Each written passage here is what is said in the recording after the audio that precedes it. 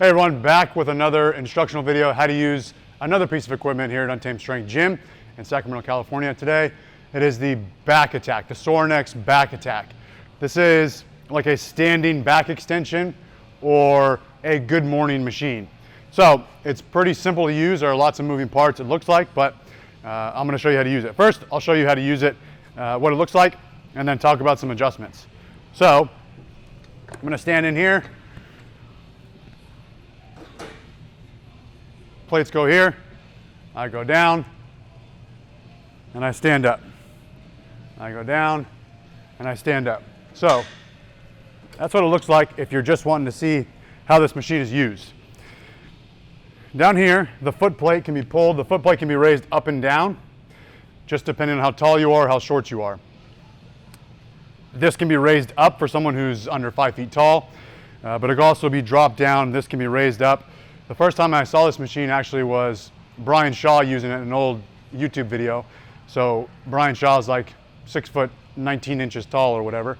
And so he fits in this machine. So the variability in height can be adjusted for. So this goes up and down. I pretty much just keep it down at the bottom. And then this pad here is raised up and down. So you will move this pad up and down based off of your height, wherever you want the pad to be. So I like to put it somewhere comfortably on the front of the thighs, high on the thighs here. I don't want it down by my knees, and I don't want it up on my stomach, because you have to pivot at your hips, and you don't want the pad so high that you can't pivot around this. This thing does pivot up and down, so it's pretty comfortable when you're using it. This pad back here where my heels are, this goes front to back. So I like to keep it pretty far forward so that I can stand with the back of my ankles against the pad, and then the front of my thighs against this pad. This piece here goes up and down, this back pad. You can place it as high or as low as you like. So it can go down here, it can go up here. The higher it is, I think the more difficult it is. It makes a longer moment arm from this point.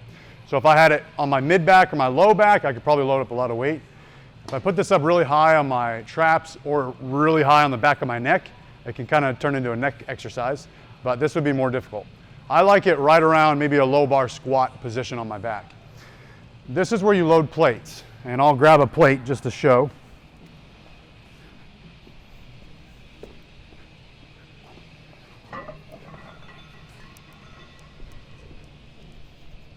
So plates go here. You'll notice there's a band here. This is not part of the machine. I added this here. So it's got multiple band pegs to make this more difficult.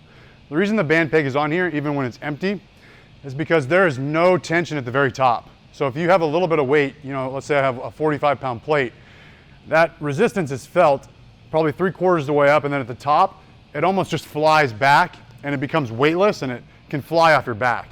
So I like to add a band so there's always tension on it. Even at the top, there's a little bit of tension. You could add more bands to make it more difficult at the top.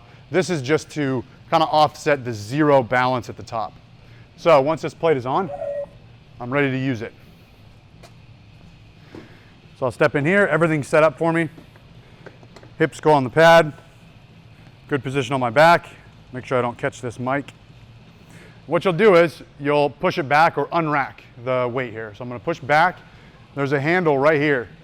I'm gonna pull that pin. John, you can do one little close-up of that pin. So this is how I unlock it. And stand up, pull, and now I'm ready to move. So I like to put my hands at the sides, maybe behind, whatever you'd like. You'll go down, down, down, down. Stand up. So the tension at the bottom is not a whole lot. It is a lot of tension at the top. So it's really stressful on the upper hamstrings and the glutes. So what I like to do is keeping my thighs on the pad, keeping my heels against that pad. I try to bring my shoulders really far forward. So I'm trying to bring my shoulders far forward, keeping my thighs on the pad. I'll stand up, push my hips through the pad, squeeze your glutes at the top, okay? I don't want to push my butt back like maybe I was doing a Romanian deadlift. I don't want to push my butt back and become disconnected from this pad here. So I'm here, I'm not even touching the pad at this point, and then I stand up. So I go here, not touching the pad, back up. Don't like to use it like that. Keep your hips forward, reach the shoulders forward, and then up just like that. When you're done, you'll push this in, and that racks the weight.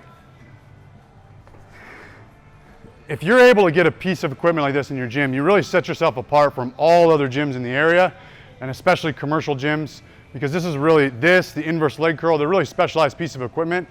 And when members see stuff like this, I've had members sign up just for a single piece of equipment that I have. This is the Sorinex Back Attack. I didn't buy it new. It's ridiculously expensive. I found it secondhand for a really good price. So that's it, Sorinex Back Attack. There you go. Thanks for watching. 10 on 10!